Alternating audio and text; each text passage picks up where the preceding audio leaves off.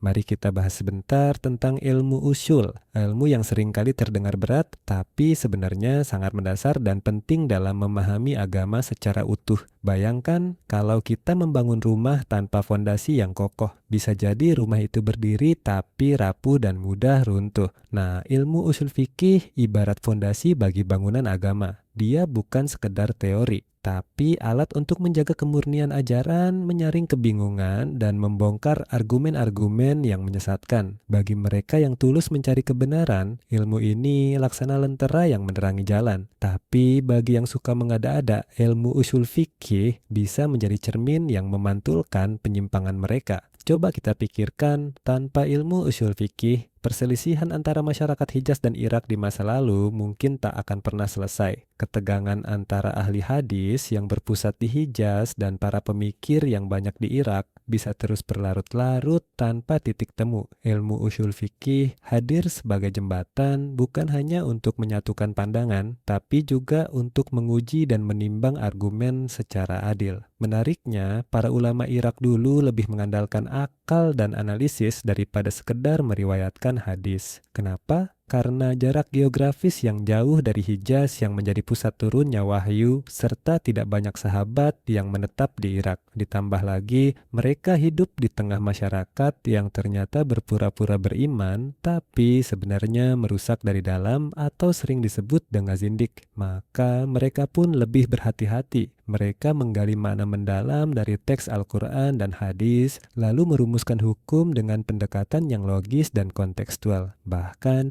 mereka berani mengutamakan hasil qiyas daripada hadis sahih jika penerapan hadis itu dirasa menyulitkan dalam kehidupan nyata. Tapi di sisi lain, mereka juga punya pandangan yang agak meremehkan terhadap ahli hadis. Mereka menganggap para ahli hadis kurang cerdas, terlalu sibuk mengumpulkan riwayat tanpa pemahaman mendalam. Padahal ahli hadis punya keunggulan luar biasa dalam hafalan dan ketelitian menilai sanad. Sayangnya, mereka memang kurang lihai dalam berdebat dan menganalisis gagasan. Bahkan pernah disinggung oleh Imam Ar-Razi bahwa ketika ahli hadis dihadapkan pada argumen para pemikir, mereka seringkali terdiam, bingung, dan tak mampu membela pendapatnya. Namun, ahli hadis tetap pada pendiriannya, yaitu sangat menjunjung tinggi riwayat. Mereka merasa bahwa ajaran agama harus bersandar pada apa yang benar-benar disampaikan oleh Nabi Muhammad melalui sanad yang jelas dan terpercaya. Maka, ketika mereka melihat para ulama yang lebih mengutamakan akal dan analogi, qiyas,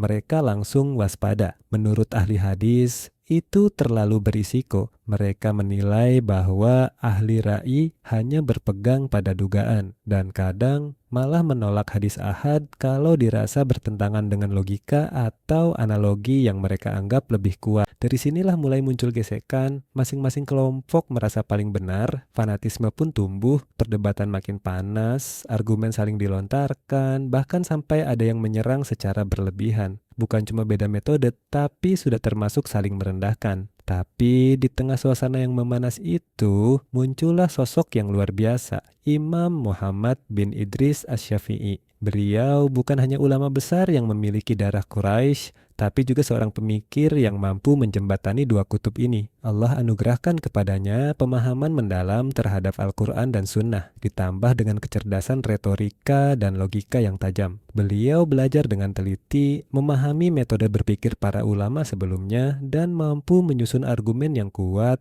elegan, dan tak mudah dipatahkan. Beliau tidak hanya menguasai ilmu riwayat, tetapi juga memahami pentingnya akal dalam menggali hukum. Beliau tidak menolak qiyas, tapi juga tidak mengabaikan hadis ahad. Justru beliau menyusun kerangka usul fikih yang bisa merangkul keduanya. Dan dari sinilah lahir mazhab yang punya keseimbangan antara teks dan nalar. Kalau kita pikir-pikir, sosok seperti Imam Syafi'i itu penting dalam dunia yang sering terjebak dalam polarisasi. Beliau mengajarkan bahwa kebenaran bukan soal menang debat, tapi soal memahami dengan adil dan menyatukan yang tampak bertentangan. Sebagai penutup, semoga video ini bisa menjadi pemantik kita semua untuk lebih mendalami ajaran agama, bukan hanya di permukaan, tapi sampai ke akar-akar pemahamannya. Ilmu usul fikih bukan sekedar teori, tapi fondasi yang membantu kita memahami bagaimana hukum-hukum agama dirumuskan dengan adil, logis, dan tetap berpijak ada wahyu. Ilmu usul fikih mengajak kita untuk tidak sekedar menerima, tapi juga memahami, mengkritisi, dan menyaring. Ini bukan hanya sekedar ilmu, tapi juga cara berpikir. Mudah-mudahan ini juga jadi langkah awal yang menyenangkan dan menggugah untuk memulai menjelajahi dunia usul fikih. Teruslah belajar, teruslah bertanya, karena jalan ilmu adalah jalan yang tak pernah mengecewakan.